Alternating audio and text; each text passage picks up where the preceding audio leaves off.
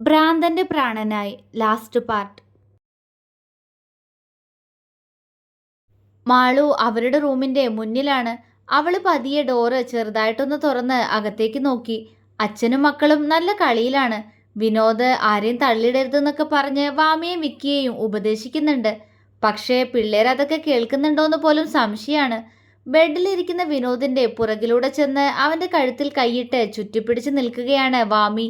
വിനോദാണെങ്കിൽ അവളെ ചേർത്ത് പിടിച്ച് അവളുമായിട്ട് പിന്നോട്ടും മുന്നോട്ടും ആടുകയും ചെയ്യുന്നുണ്ട്. വിക്കിയാണെങ്കിൽ അച്ഛൻ്റെ മീശയിൽ പിടിച്ച് കളിക്കുകയാണ്. എല്ലാം കണ്ടു നിന്ന മാളുവിൻ്റെ ചുണ്ടുകൾ വിടർന്നുപോയി. എനിക്കെപ്പോഴാ അച്ഛ ഇതുപോലെ മീശ വരാ? വിക്കി ചോദിച്ചു. അത് നീ കുറച്ചുകൂടെ വലുതായ വരുവടച്ചക്ക. വിനോദ് അവനെ കൊഞ്ചിച്ചു. അച്ഛേ, എനിച്ചും വേണം മീശ. വാമി കൊഞ്ചി. ആണോടി കുറുമ്പി, നിനക്കും വേണോ മീശ? കുറുമ്പോടെ പറഞ്ഞുകൊണ്ട് വിനോദ് അവളെ അങ്ങനെ തന്നെ പിടിച്ച് അവന്റെ മടിയിലേക്ക് കിടത്തി അവളുടെ വയറിൽ ഇക്കിളിയാക്കി. വാമി പൊട്ടിച്ചിരിച്ചു. അത് കണ്ട് വിനോദ് അവളെ ചേർത്ത് പിടിച്ച് കവിളിൽ അമർത്തി ചുംബിച്ചു. അച്ഛേ പാരാ, എനിക്ക് വരില്ലേ മീശ? വാമി വീണ്ടും ചോദിച്ചു.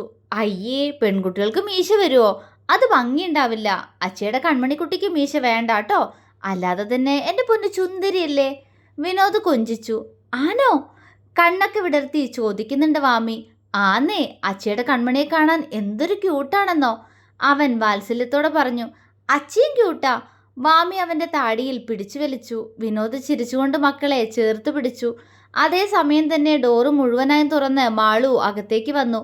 വാമിയും വിക്കിയും വേഗം വിനോദിൻ്റെ അടുത്ത് നിന്നും നീങ്ങിയിരുന്നു. 3 പേരും ഡീസൻ്റായി ഇരിക്കുകയാണ് ഇപ്പോൾ.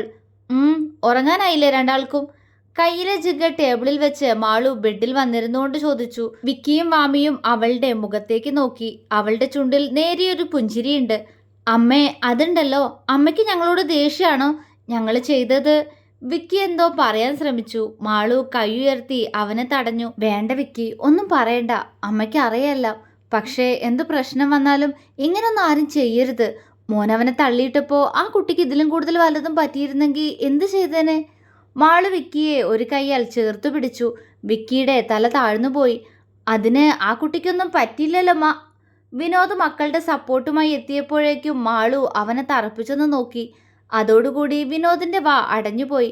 ഉണ്ണിയേട്ടൻ ഒറ്റ ഒരാളാ മക്കളിങ്ങനെ ചീത്തയാക്കുന്നേ, അവള് പറഞ്ഞു. അവൻ ഇളിച്ചു കൊടുത്തു. ഇനി ഞങ്ങൾ അങ്ങനെ ഒന്നും ചെയ്യൂലമ്മേ. വാമി അവളുടെ മടിയിൽ കയറിയിരുന്നു. ഇത് തന്നെയല്ലേ എൻ്റെ പുന്നാര മക്കൾ എപ്പോഴും അമ്മയോട് പറയാറുള്ളത്. മാളു രണ്ടാളെയും ദഹിപ്പിക്കും പോലെ നോക്കി. രണ്ടാളും മുഖം ചുളിച്ചു. വിക്കി പതിയെ വാമിയൊന്ന് തോണ്ടി. അതിന്റെ അർത്ഥം മനസ്സിലായ പോലെ വാമി ചിരിച്ചു. ചോരി മാലൂറ്റ, ഇനി കന്മനിയേട്ടനും ഒരു കുറുമ്പും കാണിച്ചൂല. വാമി കൊഞ്ചി പറഞ്ഞുകൊണ്ട് മാളുവിന്റെ കവിളിൽ ചുണ്ടമർത്തി. മാളു അവൾക്കും വാത്സല്യത്തോടെ ഒരു ഉമ്മ കൊടുത്തു. ഞാനും ഇനി ആരെയും വികൃതി കാണിക്കില്ല മാളൂട്ട, വിക്കിയും പറഞ്ഞു. ഒപ്പം ഒരു ഉമ്മയും കൊടുത്തു. മാളു അവനെയും ചേർത്തു പിടിച്ച് ചുംബിച്ച് അവരെ നോക്കി. ഇത് രണ്ടിന്റെ അവസാനത്തെ അടവല്ലേ? ഒരു ഉമ്മ തന്നാൽ അമ്മ വീഴുമല്ലോ അല്ലേ? മാളു മുഖം വീർപ്പിച്ചു. പിള്ളേര് ചിരിച്ചു കൊടുത്തു. ഇനി വികൃതി കാണിച്ച നോക്കിക്കോ, പിന്നെ അമ്മ മിണ്ടില്ല. അതും പോരാഞ്ഞിട്ട് നിങ്ങളുടെ അച്ഛൻ്റെ ഒരു അഭിനയം കൂടി. ഹോ, ഞാനങ്ങോട്ട് വിശ്വസിച്ചു. എന്തായിരുന്നു വന്ന് കയറിയപ്പോൾ ഷോ? മാളു വിനോദിനെ നോക്കി കുറുമ്പോടെ പറഞ്ഞു. പക്ഷേ ചെക്കൻ അവിടെ കവിളി വീർപ്പിച്ചിരിക്കുകയാണ്. മാളു ചിരിച്ചുപോയി. മക്കൾ മാളൂട്ടാന്ന് വിളിക്കുന്നത് കേട്ടാൽ എപ്പോഴും ഇങ്ങനെയാണ് വിനോദിന്റെ മുഖം. അവന്റെ മാത്രം മാളൂട്ടനാണ്, വേറെ ആരും അങ്ങനെ വിളിക്കണ്ട എന്നാണ് അവൻ പറയാറ്. തിരിച്ച് വിക്കിയോ വാമിയോ വിനോദിന് ഉണ്ണിയേട്ടാന്ന് വിളിച്ചാൽ മാളുവിന്റെ അവസ്ഥ ഇങ്ങനെയൊക്കെ തന്നെയാണ്. എന്താ ഉണ്ണിയേട്ടാ? മാളു ചിരിയോടെ അവനോട് ചോദിച്ചു. കുന്തം, ദേ 2 റൂമിൽ പോയി കിടന്നേ. മാളൂട്ടനാത്രേ. ഇതെന്റെ മാത്രം മാളൂട്ടനാ. മേലാൽ ഇങ്ങനെ വിളിച്ചാലുണ്ടല്ലോ. മാളുവിനെ തന്നിലേക്ക് ചേർത്ത് പിടിച്ച് വിനോദ് ദേഷ്യത്തോടെ പറഞ്ഞതും മാളുവിന്റെ പൊട്ടിച്ചിരി അവിടെ ഉയർന്നുപോയി. വിനോദ് പ്രണയത്തോടെ ആ ചിരിയിലേക്ക് നോക്കിയിരുന്നു. പിണങ്ങല്ല ഉണ്ണിയേട്ടാ, വിക്കിയും വാമിയും ഒരുപോലെ പറഞ്ഞു. ഡാ, വേണ്ട വേണ്ട, അത് വേണ്ട. പോയി കിടന്നേ രണ്ടും. പിള്ളേർ ഉണ്ണിയേട്ടാന്ന് വിളിച്ചതും മാളു കലിപ്പായി.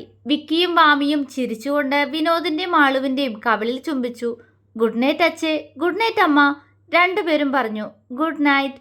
മാളുവും വിനോദും മക്കൾക്കും ഉമ്മ കൊടുത്തു. അവർ പുറത്തേക്ക് പോയി.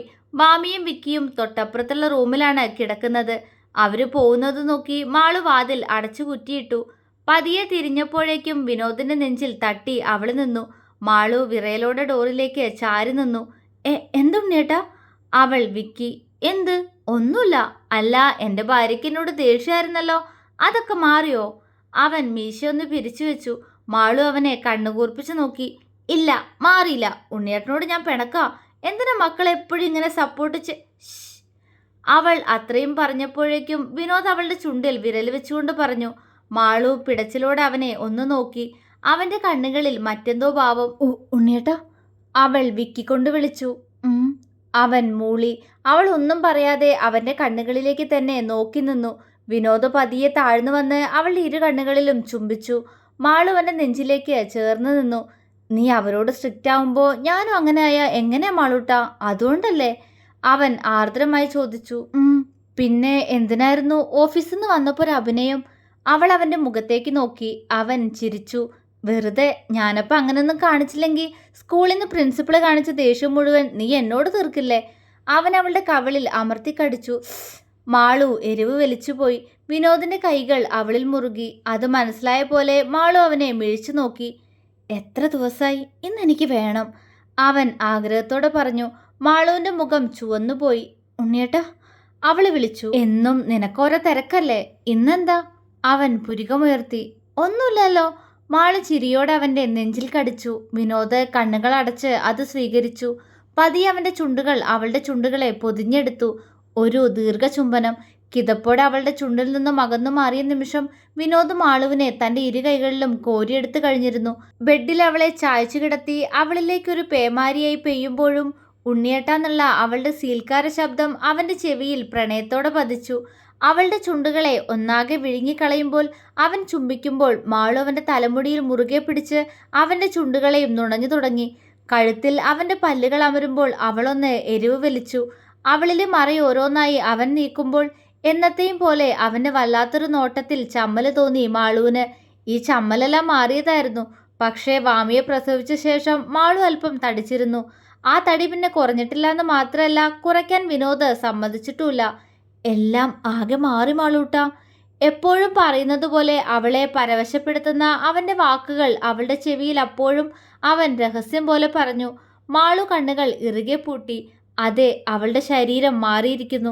മാറാത്തത് അവളുടെ മാറിടത്തിൽ കാണുന്ന മറുക് മാത്രമാണ്. വിനോദിനെ അന്നും ഇന്നും ഏറെ മോഹിപ്പിക്കുന്ന മറുക്.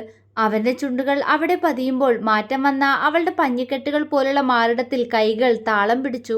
ചുണ്ടുകൾ അവിടെ ലക്ഷ്യം വെച്ചു പോയി. അങ്ങനെയാണ് വിനോദ്. എന്നും അവളെ മൊത്തമായി അറിയണം അവന്. പ്രണയത്തിൽ മടുപ്പുണ്ടോ?